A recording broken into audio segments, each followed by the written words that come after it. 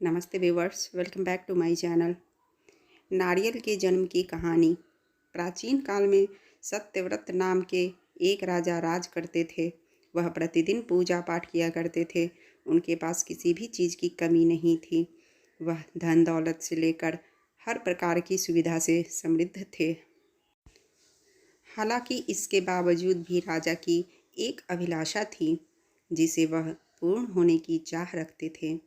दरअसल राजा सत्यव्रत को किसी प्रकार से स्वर्ग लोक जाने की इच्छा थी।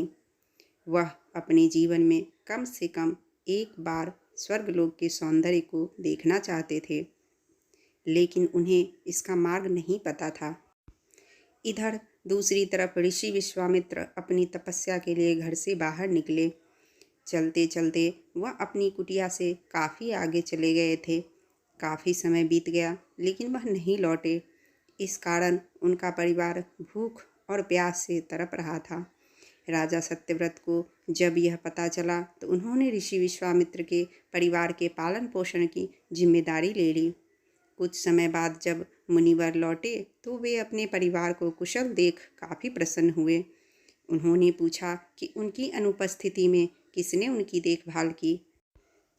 इस पर ऋषि के परिवार वालों ने बताया कि राजा ने उनके पालन पोषण की जिम्मेदारी उठाई थी।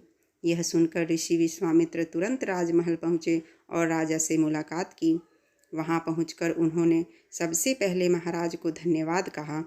इस पर राजा ने ऋषि से अपनी इच्छा पूर्ण होने का आशीर्वाद मांगा। राजा की बात सुनकर ऋषि विश्वामित्र ने कहा, बोलिए महाराज, आपको क्या वरदान चाहिए। तब महाराज ने कहा, हे मुनि, मुझे एक बार स्वर्गलोक के दर्शन करने हैं। कृपया करके मुझे वहां जाने का वरदान दे। राजा की प्रार्थना सुनकर ऋषि विश्वामित्र ने एक ऐसा रास्ता बताया जो स्वर्गलोक की ओर जाता था। यह देख राजा सत्यव्रत बहुत खुश हुए। वह तुरंत उस रास्ते पर चल पड़े और स्वर्गलोक पहुंच गए। यहाँ पहुँचते ही इंद्रदेव ने उन्हें नीचे धक्का दे दिया, जिसके कारण वो सीधे धरती पर जा गिरे। राजा सत्यव्रत ने तुरंत सारी घटना ऋषि विश्वामित्र को बताई। राजा की बात सुनकर ऋषि विश्वामित्र गुस्से से आग बबूला हो उठे। उन्होंने तुरंत सभी देवताओं से इस बारे में बात की और इस समस्या का हल निकाला, जिसके बाद राजा के लिए एक नया स्वर्गलोक बनाया गया। नए स्वर्गलोक को पृथ्वी और देवताओं के स्वर्गलोक के बीचों बीच स्थापित किया गया था, ताकि किसी को परेशानी ना हो। नए स्वर्गलोक से राजा सत्यव्रत तो बहुत खुश हुए, लेकिन विश्वामित्र को एक चिंता लगातार सता रही थी। उन्हें डर था कि नया स्वर्गलोक कहीं जोरदार हवा के कारण गिर ना पड़े। अगर ऐसा होगा तो राजा सत्यव्रत दोबारा से धरती पर जा गिरेंगे। काफ़ी सोच विचार के बाद ऋषि विश्वामित्र को एक उपाय सूझा। उन्होंने नए स्वर्गलोक के नीचे एक बहुत लंबा खंभा लगा दिया ताकि उसे सहारा मिल सके। ऐसी मान्यता है कि नए स्वर्गलोक के नीचे लगाया गया खंभा एक विशाल पेड़ के तने के रूप में बदल गया।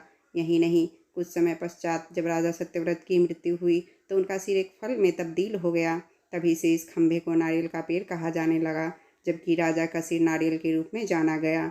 यही कारण है कि नारियल का पेड़ इतना लंबा होता है। इस कहानी से हमें यह सीख मिलती है कि अगर सच्चे मन से किसी की मदद करें तो हमारी हर ख्वाहिश पूरी हो सकती है।